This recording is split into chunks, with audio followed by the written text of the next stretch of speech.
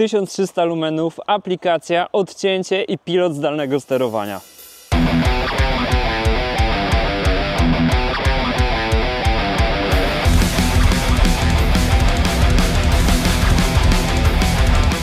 Domyślacie się już, co to za sprzęt? Cześć, jestem Janek i pokażę Wam dzisiaj lampkę Magic Shine Evo 1300, czyli jedną z najlepszych gravelowych lampek na rynku.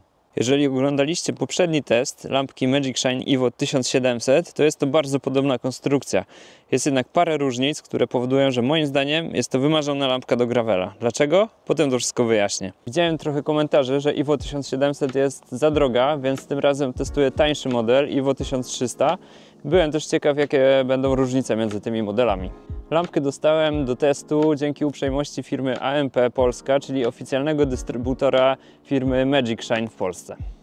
Lampka wykonana jest z aluminium, ma dwa przyciski pokazujące poziom naładowania, funkcję blokady przed przypadkowym włączeniem, wejście USB-C z tyłu, wycięcia tak, żeby było widać ją z boku. System montażu jest identyczny jak w Garminie i można go wymienić, co jest istotne, bo jest to plastikowy uchwyt. Lampka wodoodporna jest w standardzie IPX6, waga to 154 gramy, zasięg 150 metrów, akumulator ma 3200 mAh. Sprawia wrażenie naprawdę bardzo dobrze wykonane, nie mam tutaj praktycznie żadnych zastrzeżeń. W zestawie oprócz lampki dostajemy też taki uchwyt na kierownicę, do którego można zamocować lampkę tutaj na mocowanie typu GoPro od dołu oraz Garmina lub Brightona lub inny komputerek. Jest też przejściówka chyba tutaj właśnie na Brightona, są pierścienie takie do kierownicy o różnej średnicy, są klucze imbusowe, jest kabel ładowania USB-C. Wszystko jest fajnie spakowane, na pudełku są też podane czasy pracy w tych domyślnych trybach. Jest też pilot zdalnego sterowania, który teraz założyłem sobie już na kierownicę. Jak widać, można go założyć w różnych miejscach, nie tylko na górze, ale też właśnie tutaj gdzieś przy klamkomanetkach. Żeby nie było wątpliwości, lampkę mocuje się do tego uchwytu lub już do jakiegoś waszego uchwytu za pomocą systemu GoPro i dodatkowego uchwytu, takiej przejściówki z GoPro na Garmina, którą przykręciłem sobie już tutaj do swojego uchwytu, ale ona jest w zestawie razem z lampką. Lampkę mocuje się bardzo łatwo, tak samo jak Garmina. Wystarczy zrobić taki półobrót, siedzi bardzo pewnie, nic tutaj nie lata. Można sobie jeszcze regulować kąt i potem to jeszcze skręcić imbusem, żeby mocniej się działo. Jedyny minus jest taki, że jeżeli wrzucicie tutaj torbę taką typu piórnik bikepackingową, no to może to jakoś przeszkadzać. I lampki nie mocuje się też raczej na kierownicy, dlatego że wtedy musiałyby być odwrócona do góry nogami i całe to odcięcie i te światła długie nie miałyby tutaj trochę wtedy sensu. Teraz możecie zobaczyć, jak Evo 1300 wypada w porównaniu do Evo 1700, do Knoga Blindera 1300 oraz Maktronika XTR04. Knog i Maktro to typowe lampki w teren, bez żadnego odcięcia, natomiast w obu Magic Shine'ach mamy światła z odcięciem i światła długie. Są więc dobre nie tylko w teren, ale także na drogę. Co ciekawe, mimo podobnej konstrukcji, widać, że 1300 ma trochę inny snop światła. Nie jest on taki równy, ma jakby taką łezkę. Dzięki temu na środku, tuż przed rowerem macie większy zasięg, natomiast po bokach jest on trochę mniejszy.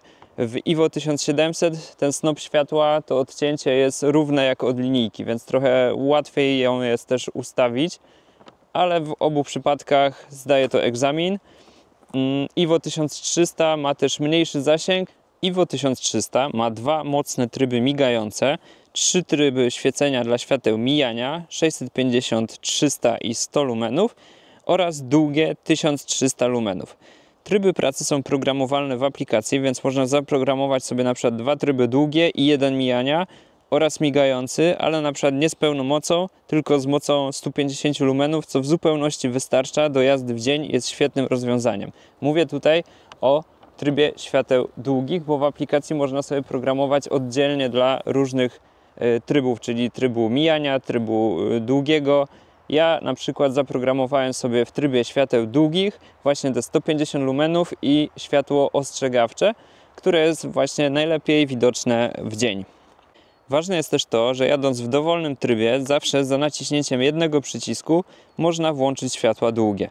Tabelkę z czasami pracy deklarowanymi przez producenta oraz wybranymi, sprawdzonymi przeze mnie, zobaczycie na ekranie teraz, możecie sobie zatrzymać i zobaczyć, jak wypada w porównaniu do konkurencji. Żeby jak najlepiej oddać różnicę między konkurencyjnymi lampkami, które widzieliście przed chwilą, zrobiłem zdjęcia przy takich samych nastawach aparatu i możecie je zobaczyć teraz na ekranie. Myślę, że różnice między lampkami z odcięciem, a takimi oślepiającymi bez niego są tu bardzo dobrze widoczne. To, co naprawdę wyróżnia tę lampkę na tle konkurencji, to soczewkowa konstrukcja reflektora zamiast zwykłego odbłyśnika. Jest ona trochę inna niż w IWO 1700, jest jakby mniejsza i niższa, ale światło przez nią emitowane jest bardzo podobne. Dzięki temu światło nie ucieka na boki i trafia tam, gdzie jest najbardziej potrzebne. Powoduje to, że lampka nie musi mieć tak dużej mocy, żeby dobrze oświetlić drogę przed rowerem. Lampka może pracować w trybie nieoślepiającym, gdzie snop światła pada poniżej linii horyzontu, a więc nie oślepia osób jadących z naprzeciwka. Są też światła długie, gdzie uruchamia się druga dioda oświetlająca pole powyżej linii poziomej. Jest to rzadkie rozwiązanie w branży rowerowej, ponieważ zdecydowana większość lampek ma kulisty snop światła, który jest dobry do jazdy w terenie między drzewami, ale rozproszenie światła powoduje, że bardzo oślepia się innych uczestników ruchu. Ilość światła jest odrobinę mniejsza niż w testowanej ostatnio IWO 1700. Link do filmu powinien wyskoczyć Wam teraz na ekranie. Ale mimo to światła jest nadal naprawdę sporo i mimo mojego upodobania do super mocnych lampek stwierdzam, że świeci wystarczająco mocno. Lampkę można ładować w trakcie jazdy i działa wtedy w każdym z dostępnych trybów. Istotny jest też fakt, że niezależnie od trybu, jeżeli w baterii pozostanie mniej niż 10% energii, to lampka przechodzi w tryb awaryjny i jeszcze przez godzinę świeci w najsłabszym trybie, czyli 100 lumenów światła mijania. Jeżeli chcesz zobaczyć, jak w prosty sposób można ustawić taką lampkę, żeby nie oślepiała, to koniecznie obejrzyj mój poprzedni test lampki Magic Shine IWO 1700. Link w opisie do filmu. Poza tym, że IWO 1300 super świeci, to ma też dedykowaną aplikację, w której można sobie programować tryby. Kolejną niespotykaną rzeczą jest pilot zdalnego sterowania. Mega wygodna sprawa. Pilota można sobie założyć w dowolnym miejscu na kierownicy i zmieniać nim domyślne lub zaprogramowane tryby. Jest też jeden przycisk, który przełącza z dowolnego trybu zawsze w najmocniejsze światła długie, jak w samochodzie. Dlaczego nie jest to powszechnie stosowane? Nie mam pojęcia. Ostatnio odkryłem, że pilot pokazuje też poziom naładowania lampki. Standardowo przyciski podświetlają się na zielono, gdy poziom jest duży, ale gdy spada poniżej 20%, zapalają się na czerwono. Super rozwiązanie, bo wskaźnik naładowania w tej lampce zamocowany jest od spodu, więc jest siłą rzeczy gorzej widoczny, ale przyciski widać tak naprawdę zawsze. Plusy tego modelu to świetne wykonanie i mały rozmiar, soczewkowa konstrukcja, światła mijania i długie, wysokiej klasy dioda LED o przyjemnej dla oka barwie, arcywygodny pilot, szybkie przełączanie świateł, odcięcie snopa światła i nieoślepianie innych, długi czas pracy w słabszych i migających trybach, lampka się nie przegrzewa, wskaźnik poziomu naładowania, aplikacja, szybki, pewny i wygodny system montażu, możliwość ładowania w trakcie jazdy przez USB-C, możliwość ustawienia trybu migającego dobrego do jazdy w dzień, dobra widoczność boczna. Jeżeli chodzi o wady, to w mocnych trybach czasy pracy są krótsze niż deklaruje producent. Niewidoczny w trakcie jazdy i mało dokładny wskaźnik naładowania baterii.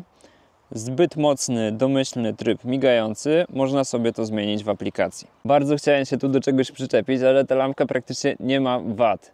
W porównaniu do IWO 1700 jest lepiej widoczna z boku, bo ma wycięcia w obudowie i ma jeszcze lepszy system montażu, który sprawia wrażenie naprawdę pancernego. To jest główny powód, dla którego wybrałbym IWO 1300 do gravela, a IWO 1700 do szosy.